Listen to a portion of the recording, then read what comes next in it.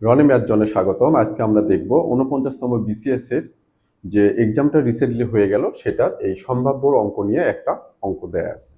এই অঙ্কটা অনেক সুন্দর, অনেক মজার একটা অঙ্ক। এটা দেখে আপনারা অনেকেই কনফিউশন যে অ্যাকচুয়ালি কি হবে কি হবে কি হবে। আমি দেখেছি অনেক জায়গাতে অনেকে এটার সলিউশন এখন পর্যন্ত অনেকেই দেয়ওনি, মানে টুকটাক দুই একটা যা দেখলাম ফেসবুকে। যা হোক, কেউ কেউ অনেক কোশ্চেন সলভ করে দিয়েছে, কিন্তু এই কোশ্চেনটা নাই। কিন্তু এই কোশ্চেনটা সম্ভাব্য অঙ্ক হইলেও এখানে সম্ভাব্য সূত্র ছাড়াই অনেক সহজে এই অঙ্কটা সমাধান করা যায়। এটা কিন্তু আপনাদের ওই ম্যাথ করে যে সলভ করতে হবে সেই রকম কিন্তু কিছু না, খুব সিম্পল, একদম সহজ একটা ম্যাথ। দেখেন, আপনি দেখলে বুঝতে পারেন যে বিষয়টা এমন ছিল। একটা বাক্স আছে, এটা একটা বাক্স নিলাম, তাই না? লাল বল কয়টা আছে? 4টা। ল ফর লাল, লাল, লাল, লাল, 4টা। নীল কয়টা আছে? 3টা। নীল, নীল কয়টা? 3টা। হলুদ কয়টা? 2টা। হলুদ, হলুদ। তারপরে সবুজ একটা, সবুজ একটা। এখন এখানে আপনার কোশ্চেনটা হলো যে কমপক্ষে কয়টা বল উঠালে, আমি তো একটা একটা করে উঠাবো, কমপক্ষে কয়টা, মিনিমাম কয়টা উঠালে সেখানে অন্তত একটা লাল বল থাকবেই। মানে আমি কয়টা উঠালে সেখানে একটা লাল বল থাকতেই হবে, মিনিমাম একটা থাকতে হবে। আচ্ছা, আমি প্রথমে একটা বল উঠাইলাম, সেখানে ধরলাম লাল নেই, কি উঠাইলাম? সবুজ। এক গেল। সবুজ উঠাইলাম, সেখানে কি লাল পাবো? পাবো না। থাকতেও পারে, নাও পারে, কিন্তু চোখ বন্ধ করে একটা উঠাইলাম, ধরলাম সেটা সবুজ হলো, তার মানে কি ওখানে লাল নেই। দ্বিতীয় বলটা উঠাবো, এটা একটা হলুদ। 2 নাম্বার বলটা উঠাইলাম, সেখানে কি হলুদ উঠলো, ধরলাম লাল আছে না, থাকবে না। 3 নাম্বার বলটাও ধরলাম কি হলুদ উঠবে, সেখানেও কিন্তু আমি লাল পেলাম না। তারপরে 4 নাম্বার বলটা নীল উঠাবো, সেখানেও কি লাল নেই।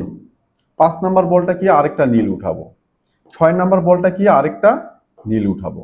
তাহলে সবুজ, হলুদ, হলুদ, নীল, নীল, নীল, এই যে এখানে 6টা আছে, আমি যদি চোখ বন্ধ করে একটা পিক করি, সেটা লাল হতেও পারে, নাও পারে, হতেও পারে, নাও পারে।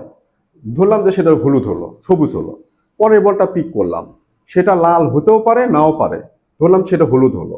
এইভাবে সবুজ, হলুদ, হলুদ, নীল, নীল, নীল, এই যে 6টা আছে, এই 6টা যদি একটা পর একটা উঠাই এবং ধরলাম সেখানে আমার এগুলো উঠবে, ওটার পর এই 6টা যখন শেষ হয়ে গেল, 7 নাম্বার যে বলটা উঠাবো, এই 6টার মধ্যে ধরলাম যে একটাও লাল উঠলো না। কিন্তু তারপরে এই 6টা পিক করার পর 7 নাম্বার যে বলটা উঠাবো সেটা থাকবে কি? বাকি থাকবে 4টা লাল। তো 7 নাম্বার বলটা যদি উঠাই, সেখানে একটা লাল থাকবেই। কি হবে? একটা লাল থাকবেই। এই জন্য আমার আনসারটা হবে 7। খুব সহজ হিসাব, দেখেন। তাহলে আমি এই যে হলুদ, সবুজ একটা, হলুদ 2টা, নীল 3টা, লাল 4টা, তাহলে নীল, হলুদ, সবুজ কয়টা আছে? 6টা। তাহলে আমি চোখ বন্ধ করে একটা পিক করলাম, সেটা কি এই 6টার মধ্যে একটা হতে পারে, ওটা বাদ দিলাম, কমে গেল। তাহলে আরেকটা উঠাইলাম, সেটাও কি হলো?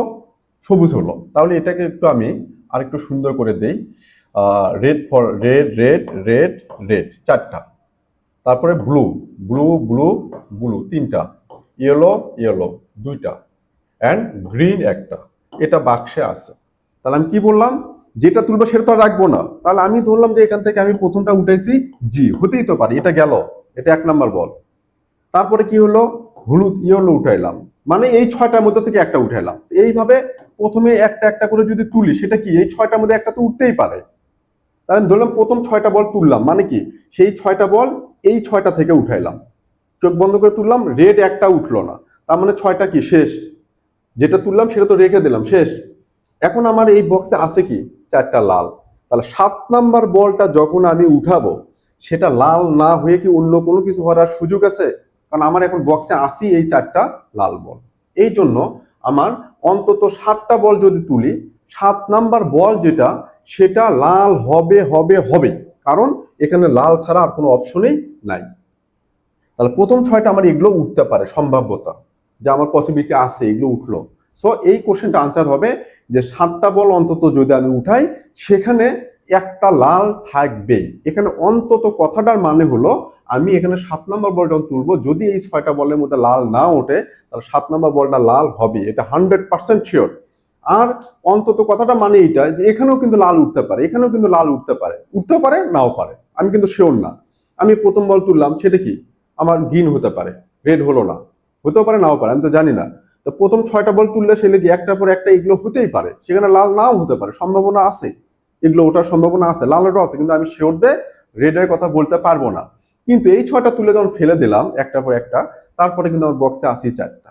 তো 7 নাম্বার বল তুলতে গেলে কিন্তু আমার লালের কোনো বিকল্প নাই, সেখানে রেড কিন্তু থাকতেইছে। খুব সিম্পল একটা কোশ্চেন, খুব এই কোশ্চেনটা আমার মনে হয় আপনারা অনেকেই ছেড়ে আসছেন এই কোশ্চেন বোঝার একটু ঘাটতির জন্য, একটু সমস্যার জন্য। আমার মনে হয় আমি কয়েকটা পেজেও দেখলাম যে এইটার কেন কোনো সলিউশনও দেখলাম না, অনেকে অনেক কিছু দিয়েছে, আমি অনেক পারি সেটা বলতেছি না, কিন্তু আমি এই লজিকটা আপনাদের সামনে উঠে ধরলাম যে খুব সিম্পল ভাবে এগুলো কিছু কিছু জানেন, ম্যাথের ডেপথটা বাড়ান। আপনি যত ডিসকাস করবেন, যত কিছু জানবেন, যত ছোট ছোট জায়গায় যাবেন, যত ব্রাঞ্চ জানবেন, তত ম্যাথের উপরে কি হবে, স্কিল বাড়বে। তত আপনি এই আশেপাশে শর্টকাট ছোটখাটো এদিক সেদিক ঘুরে দিলে সেগুলো সলভ করা আপনাদের জন্য অনেক সহজ হবে।